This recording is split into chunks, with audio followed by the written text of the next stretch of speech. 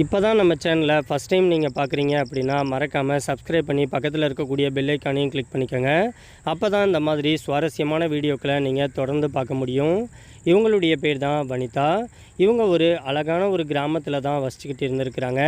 நம்ம வனிதாவுக்கு வந்துட்டு ஸ்கூல் படிக்கும்போதே சரியாக படிப்பு வரலை அப்படின்னு சொல்லிட்டு 10th டிஸ்கன்டினியூ பண்ணிவிட்டு வீட்டில் தான் இருக்கவும் செஞ்சுருக்கிறாங்க. ஆனால் நம்ம வனிதா வந்துட்டு சின்ன வயசுலேருந்தே டெய்லரிங் ஃபீல்டில் வந்துட்டு இன்ட்ரெஸ்ட் இருந்ததுனால டெய்லரிங் கிளாஸ்க்கு வந்துட்டு போகவும் ஆரம்பிச்சிருக்கிறாங்க.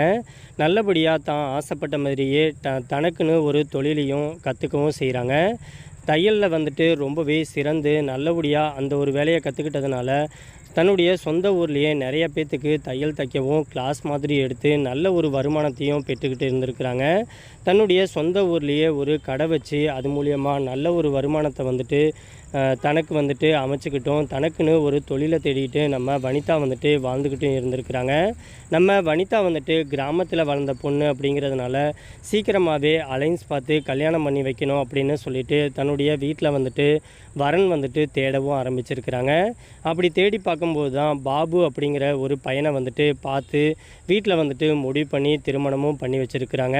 நம்ம பாபுவை வந்துட்டு நம்ம வனிதா வந்துட்டு திருமணம் பண்ணதுக்கப்புறமா ரொம்பவே சந்தோஷமான ஒரு குடும்ப வாழ்க்கையை தான் வாழவும் ஆரம்பிச்சிருக்கிறாங்க. நம்ம வனிதா வந்துட்டு கிராமத்தில் வளர்ந்த பொண்ணாக இருந்தாலும் பார்க்குறதுக்கு ரொம்பவே அழகாகவும் அவங்களுடைய உடலமைப்பு வந்துட்டு கொஞ்சம் கவர்ச்சிகரமாகவும் இருக்கவும் செஞ்சுருக்கு. ஏன்னா கிராமத்தில் வளர்ந்தாலும் கொஞ்சம் முன்ன பின்ன அவங்க பண்ணுற ட்ரெஸ் கோடிங் எல்லாமே கொஞ்சம் மாடர்ன் ட்ரெஸ் தான் போடுறதுனால அவங்கள பார்க்குறதுக்கே ரொம்ப கவர்ச்சிகரமாக இருந்ததுனால நம்ம பாபுவும் பார்த்த உடனே ஓகேவும் சொல்லியிருக்கிறாங்க. நம்ம பாபு வந்துட்டு பெங்களூரில் ஒரு கம்பெனியில் வந்துட்டு வேலைக்கு போகவும் ஆரம்பிச்சிருக்கிறாங்க. நம்ம பாபு வந்துட்டு கான்ட்ராக்ட் வேலை அங்கே கம்பெனியில் எடுத்து பண்ணுறதுனால மாதத்துக்கு ஒரு டைம் அப்படி இல்லைனாக்க மாதத்துக்கு 2 டைம் வந்துட்டு தன்னுடைய மனைவியை வந்துட்டு பெங்களூருக்கு வர சொல்லி தான் பார்த்துட்டு மறுபடியும் தன்னுடைய சொந்த ஊருக்கே அமுச்சுடுறத வழக்கமாக வச்சுக்கிட்டும் இருந்திருக்கிறாங்க. அதனால் நம்ம வனிதாவும் வந்துட்டு தன்னுடைய கணவர் கூட பெங்களூர் போயிட்டு ஒரு 2 நாள் 3 நாள் அவர் கூட வந்துட்டு இருந்துட்டு மறுபடியும் நம்ம வனிதா வந்துட்டு தன்னுடைய சொந்த ஊருக்கே வரதை வழக்கமாக வச்சுக்கிட்டும் இருந்திருக்கிறாங்க. ஆனால் நாட்கள் செல்ல செல்ல நம்ம பாபுவோடைய நடவடிக்கை வந்துட்டு கொஞ்சம் கொஞ்சமாக மாற ஆரம்பிச்சிருக்கு. ஏன்னா நம்ம வனிதாவுக்கும் திருமணமாகி கிட்டத்தட்ட 2-3 வருஷம் ஆகுது. ஆனால் தனக்குன்னு ஒரு குழந்தை இல்லை அப்படிங்கிற ஒரு வருத்தம் வந்துட்டு 2 பேர்த்துக்குமே இருந்ததுனால சரியாக இவங்க 2 பேர்த்துக்கு இடையிலையுமே ஒரு மிஸ் அண்டர்ஸ்டாண்டிங் வந்துட்டு இருக்கவும் ஆரம்பிச்சிருக்கு. இருந்தாலும் தன்னுடைய கணவர் கூட ரொம்பவே சந்தோஷமாக ஒரு உல்லாசமான வாழ்க்கையை தான் வாழ்ந்துக்கிட்டும் இருந்திருக்காங்க நம்ம வனிதா.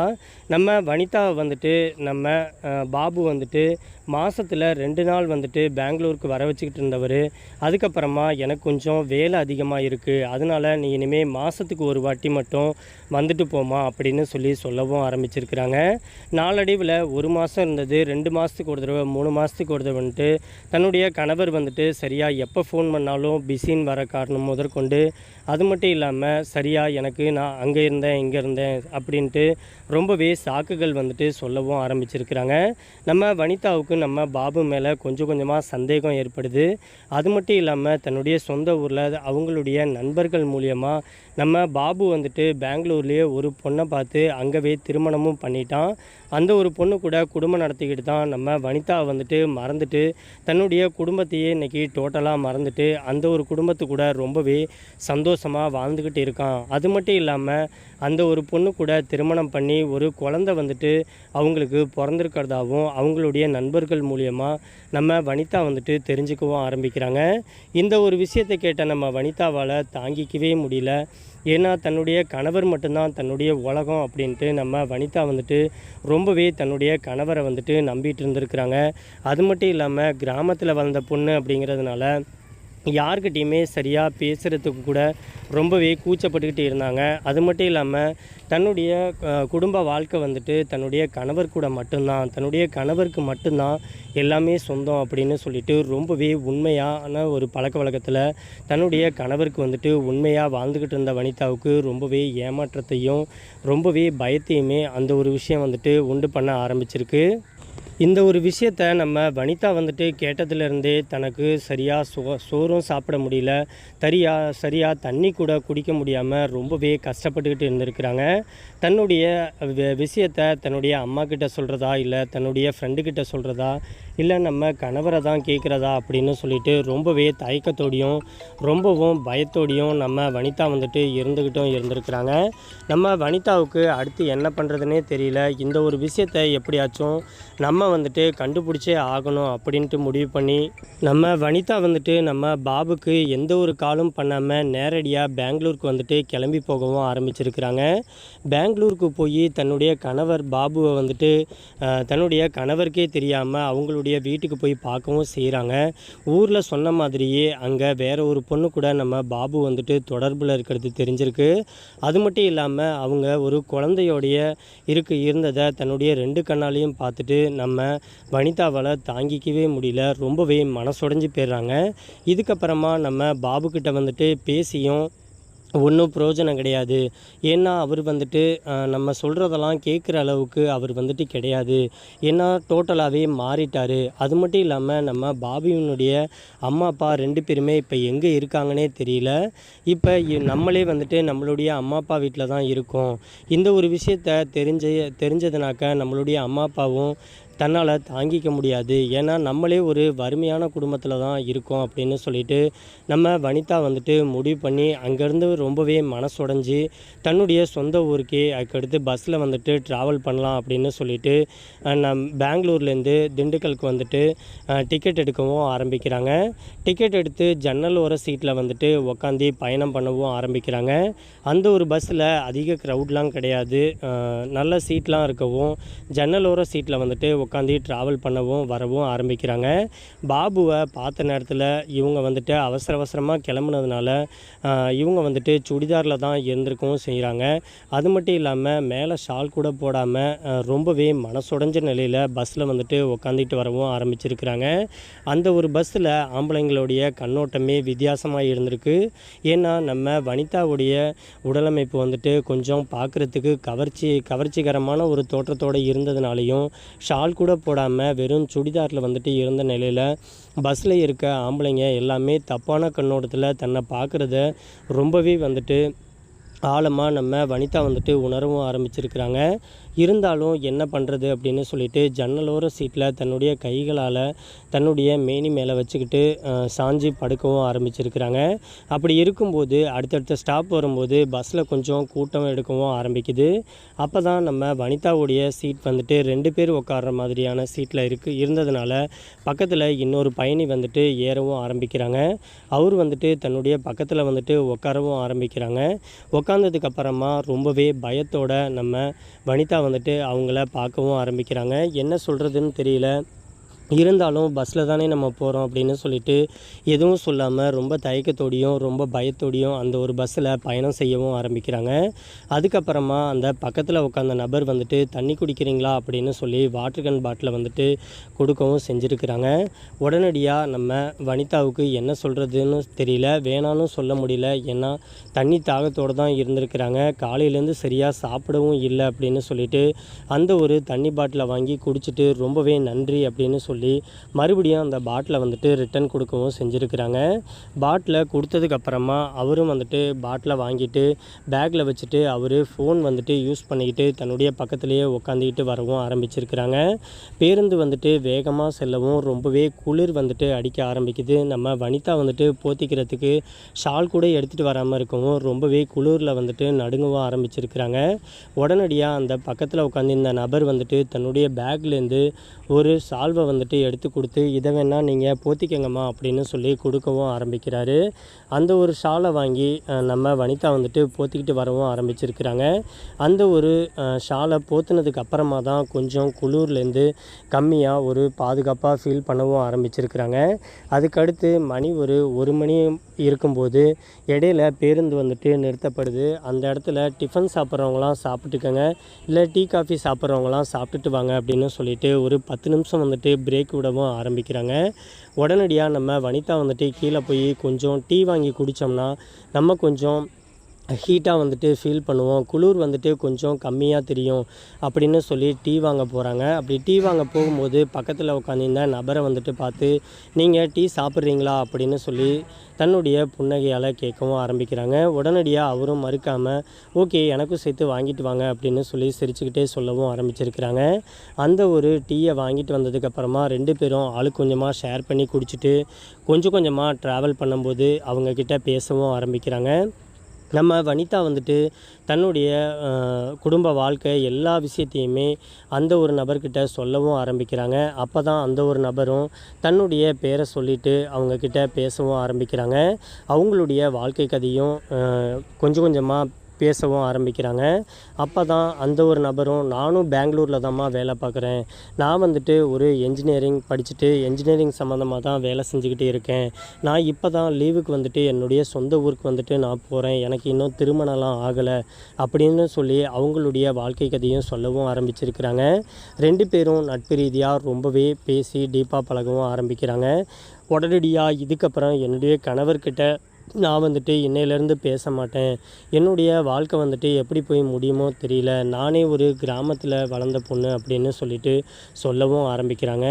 ஒரு வழியாக அந்த ஒரு பஸ் ஸ்டாப் வந்துட்டு வரவும் ஆரம்பிக்குது. பஸ்ஸை விட்டு 2 பேரும் கீழே இறங்கினதுக்கப்புறமா இதுக்கப்புறம் நம்ம அந்த ஒரு நபரை சந்திக்கவே முடியாது அப்படின்னு சொல்லிட்டு அந்த ஒரு நபர்கிட்ட நம்ம வனிதா வந்துட்டு வாண்டடாக நம்பர் வந்துட்டு கேட்டு வாங்கவும் ஆரம்பிக்கிறாங்க.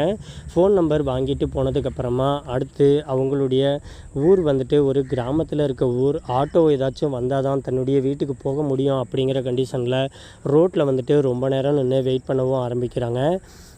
ஆனால் நம்ம வனிதா வந்துட்டு ஷால் கூட போடாமல் இருந்ததுனால அக்கம் பக்கத்துலேயும் நிறைய ஆம்பளைங்க வந்துட்டு தப்பான கண்ணோட்டத்தில் பார்த்ததுனால அந்த ஒரு நபர் வந்துட்டு, இனிமே இங்கே நிற்கிறது உங்களுக்கு சேஃப் கிடையாதுமா, ஏன்னா நானும் வந்துட்டு என்னுடைய ஊருக்கு போயிட்டேன் அப்படின்னாக்க உனக்கு பாதுகாப்புன்னு கூட யாரும் இருக்க மாட்டாங்க அப்படின்னு சொல்லிட்டு, நீ வேணால் தப்பாக நினச்சிக்கல அப்படின்னா பக்கத்தில் தான் என்னுடைய வீடு இருக்குது, அங்கே வேணால் தங்கிட்டு நீ காலையில் வந்துட்டு உன்னுடைய வீட்டுக்கு போமா, அப்படி இல்லைனாக்க உன் வீட்டில் யாராச்சும் பெரியவங்க அண்ணன் தம்பி யாராச்சும் இருந்தாங்கனாக்க நான் வந்துட்டு அட்ரஸ் அனுப்பிச்சுட்றேன், அந்த ஒரு அட்ரஸ்க்கு வந்து உன்னை கூட்டிகிட்டு போக சொல்லுமா அப்படின்னு சொல்லவும் ஆரம்பிச்சிருக்கிறாங்க.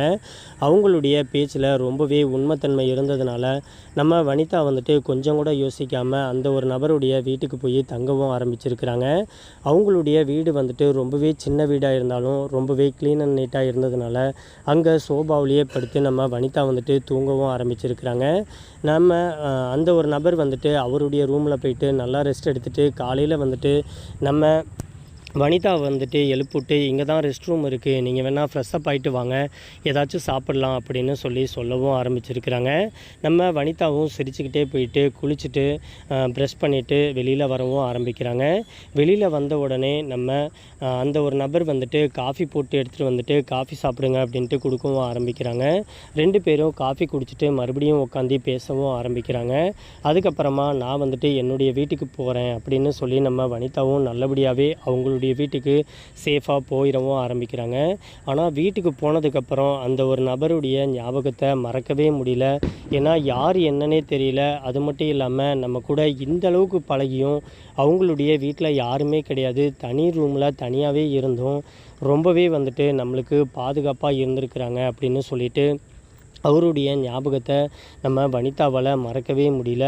இவங்க மட்டும் நம்மளுக்கு வாழ்க்கை துணையாக கிடச்சிருந்தா நம்மளுடைய வாழ்க்கை இன்றைக்கி நல்லா இருந்திருக்குமே, இந்த பாபுவை கல்யாணம் பண்ணி என்னுடைய வாழ்க்கையே இந்த மாதிரி மோசமாக போயிடுச்சு அப்படின்னு சொல்லி ரொம்பவே கவலையில் இருக்கவும் ஆரம்பிக்கிறாங்க. உடனடியாக 2 நாள் கழித்து அந்த ஒரு நபருக்கு கால் பண்ணி, உங்களை மீட் பண்ணலாமா, பார்க்குக்கு வரீங்களா அப்படின்னு சொல்லி தன்னுடைய லொக்கேஷனை வந்துட்டு ஷேர் பண்ணவும் ஆரம்பிச்சிருக்கிறாங்க.